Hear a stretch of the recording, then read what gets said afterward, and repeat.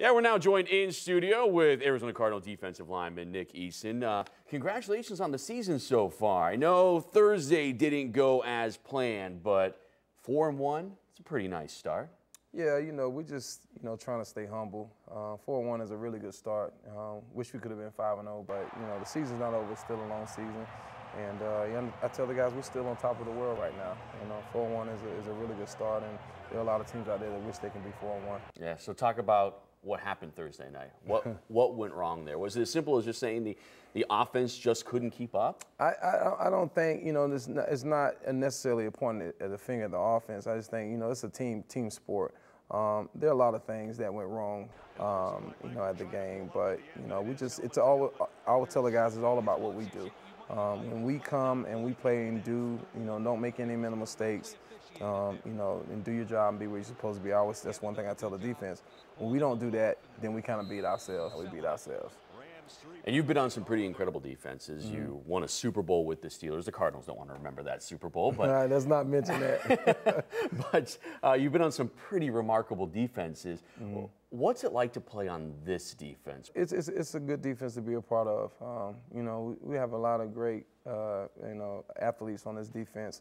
A lot of unselfish guys, a lot of guys who can make plays, and it's just not one guy making plays every game. It's a combination of a bunch of different guys. And anytime you get a combination of a bunch of different guys making plays, you come up with a great defense.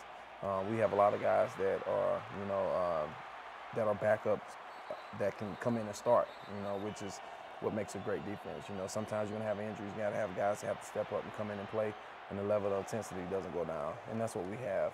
How impressed are you by some of these young guys? Washington, OB, Patrick Peterson. There's some young guys playing on a very high and efficient level right now. I'm very proud of those guys. Those guys really work hard, every day during the week. A lot of people see the games on Sunday. Those guys come to prepare on Sunday, but they don't see the time that they put in after practice. Patrick Peterson stays after practice all the time, working on his footwork, catching balls.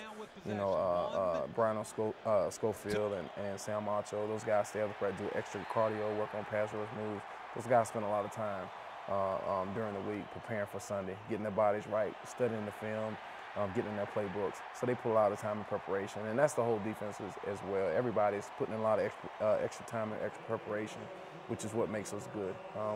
We work really hard at practice on executing the defenses and hustling and getting to the ball. And it shows up on Sunday. How much of the success of this defense is due to just the level of players, guys like Rhodes, Dockett, Campbell? Oh, yeah. Or how much is it just Ray Horton and what he's able to do to put such talented people in the right spots? I think that it's a combination of both. Granted, we do, Dockett is one of the most athletic defensive tackles in the NFL. I'm not just saying that, because he's my teammate, but, he is. I played with a lot of some different defensive tackles because I've been on a different teams. Played for the Broncos, I played for Cleveland, I played for Pittsburgh, and so I've been around some talented defensive linemen, but he's one of the most athletic defensive linemen we've been around. Calais is phenomenal. He's tall, he's rangy, he's a typical prototype 3-4 defensive end. In the defense, and then you have the back end. We got two of the biggest safeties in the NFL, I think, with Kerry Rose and Adrian Wilson. There's just so much talent on this team, and Ray's defense, it's a successful defense that we run. It's proven. It's proven over the years when it was in Pittsburgh. It's proven here that it's a top 10 defense. It's defensive scheme. He does put guys in positions to win and for us to win.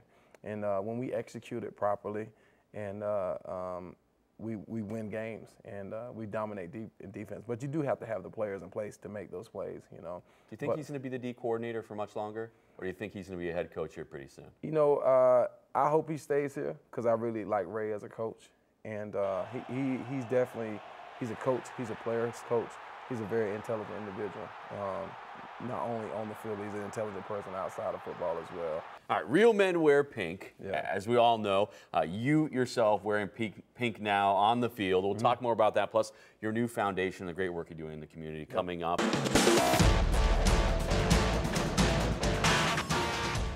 And welcome back to the Sports Show. We are here with Arizona Cardinal Nick Eason, and you're wearing pink now.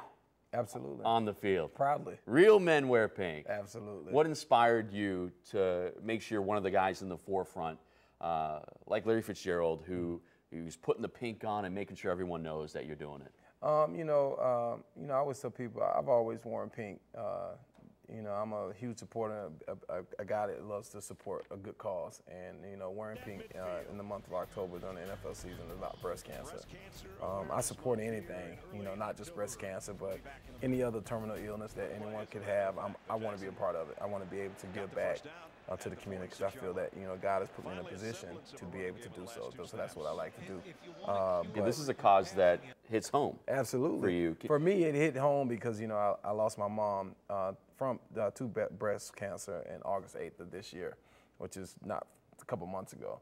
And so it means more to me now than it did before, And I wore more pink Thursday night than I did before. Normally I would just do, the shoes, or just the gloves. But now I got the shoes, the gloves, wristbands, et cetera, because, my mom obviously, lost her fight to breast cancer. So it does hit home for me, and it means a lot more to me than it did before. It does hit home for me. Who was Iris Wilcox? A wonderful, giving, very humble, humorous, smart, intelligent woman. She died at the age of 50 years old, which is very young. Sometimes we were more like brother and sister a lot of times too. But she inspired me and she motivated me tremendously growing throughout life as a kid. She knew how to push my buttons to get me to do something. A lot of times that I was motivated, everybody's motivated differently, but she knew that if she told me, say, well, Nick, you can't do that, and she knew that would motivate me to do something. So a lot of times with a test, she's like, yeah, I know you're not gonna make an A on this test, and then I would make the A just to prove her wrong. But she knew how to get me going.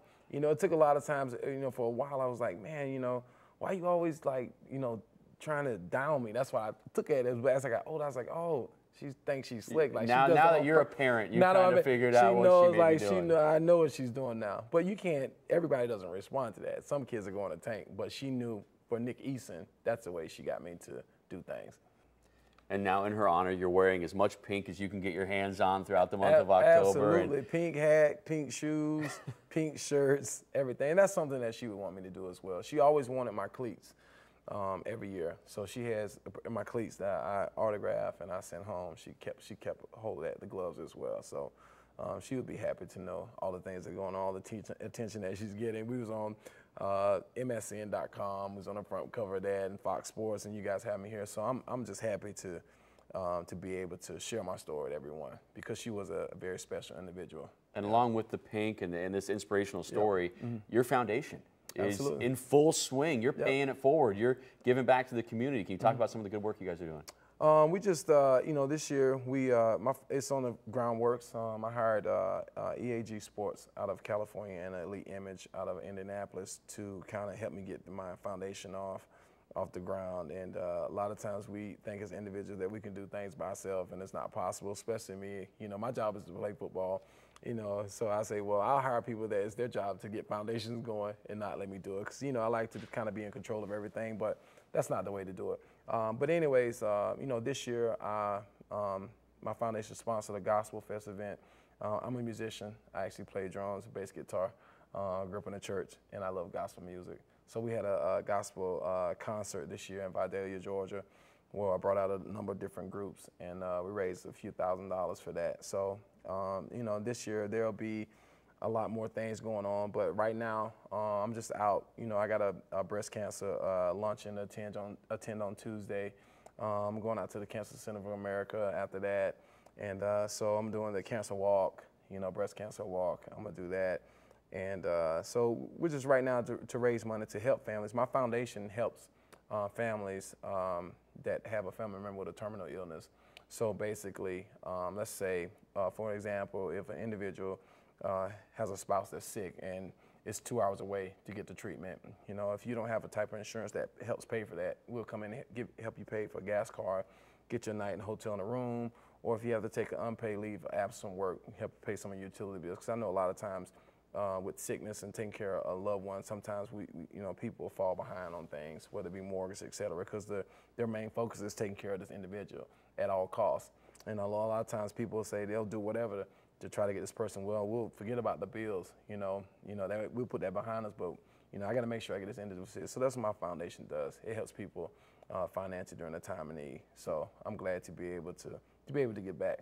Well, Nick, we appreciate the work you're doing on the field with the Absolutely. 4-1 Cardinals, but more importantly, the work you're doing off the field. Thank you very much. Thanks so much for coming by and talking so to us. All right, when the sports show continues and rolls on, we'll chat with Anthony Robles, the former national champion wrestler, about his new book and inspiring story.